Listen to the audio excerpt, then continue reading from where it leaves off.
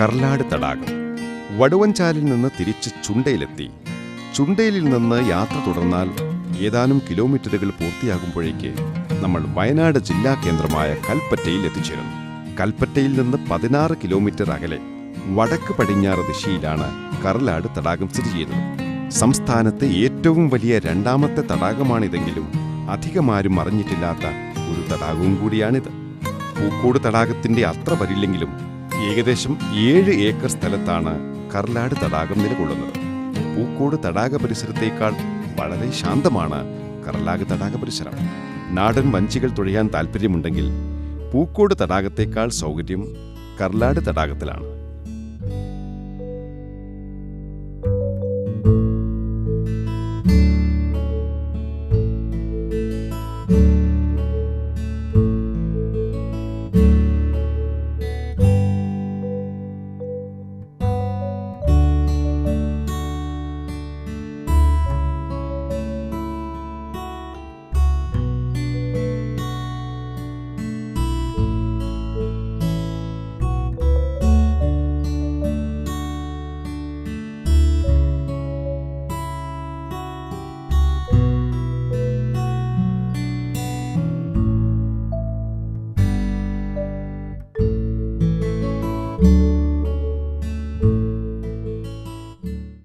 വയനാട്ടിലെത്തുന്ന വിനോദസഞ്ചാരികൾക്ക് ഇനി കർലാടിലെ പുത്തൻ വിസ്മയങ്ങളും മാവുകളും ആസ്വദിക്കാം.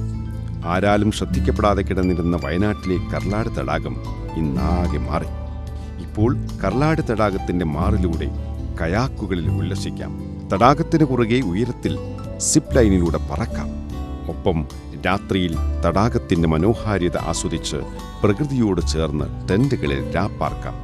സാഹസിക വിനോദസഞ്ചാരത്തിന് പുതിയ വയനാടൻ മാതൃക തീർക്കുകയാണ് കർലാട് തടാകവും പരിസരവും.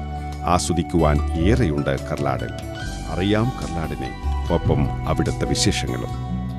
വയനാട്ടിലെത്തുന്ന വിനോദസഞ്ചാരികൾക്ക് രാത്രിയിൽ താമസിച്ചുകൊണ്ട് ആസ്വദിക്കാൻ പറ്റിയ സ്ഥലമില്ലെന്നത് പ്രധാന പോരായ്മയായിരുന്നു.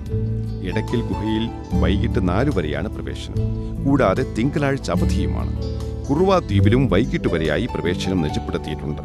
മീൻമുട്ടി, സൂചിപ്പാറ, പൂക്കോട് എന്നിവിടങ്ങളിലും നിശ്ചിത സമയം കഴിഞ്ഞാൽ പ്രവേശനമില്ല.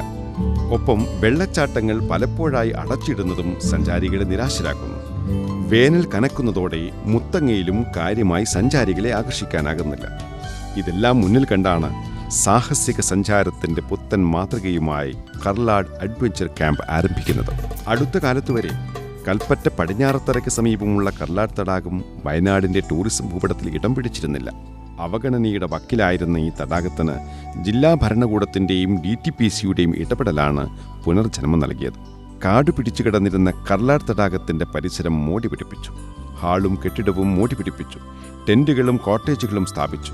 വിനോദസഞ്ചാരികളെ ആകർഷിക്കാനായി zip line ride, kayaking boating, pedal boating, തുഴ ബോട്ട്, റോക്ക് ക്ലൈംബിംഗ് തുടങ്ങിയവ ആരംഭിച്ചു.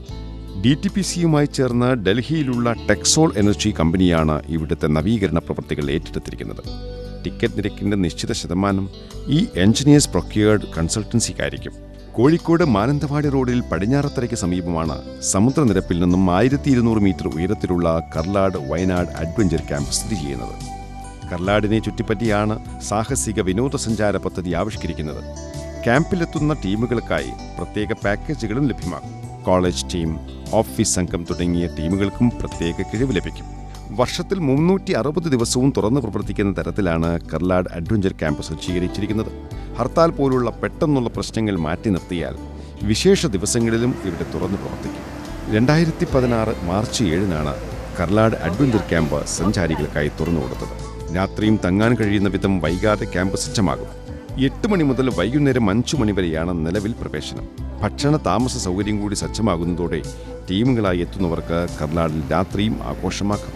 മുതിർന്നവർക്ക് 30 രൂപയും കുട്ടികൾക്ക് 10 രൂപയുമാണ് പ്രവേശന ഫീസ്. വിദേശികൾക്ക് ഇത് യഥാക്രമം 60 രൂപയും 20 രൂപയുമായിരിക്കും. പ്രൊഫഷണൽ ക്യാമറയ്ക്ക് 100 രൂപയും പ്രൊഫഷണൽ വീഡിയോ ക്യാമറയ്ക്ക് 200 രൂപയുമാണ് ഫീസ്.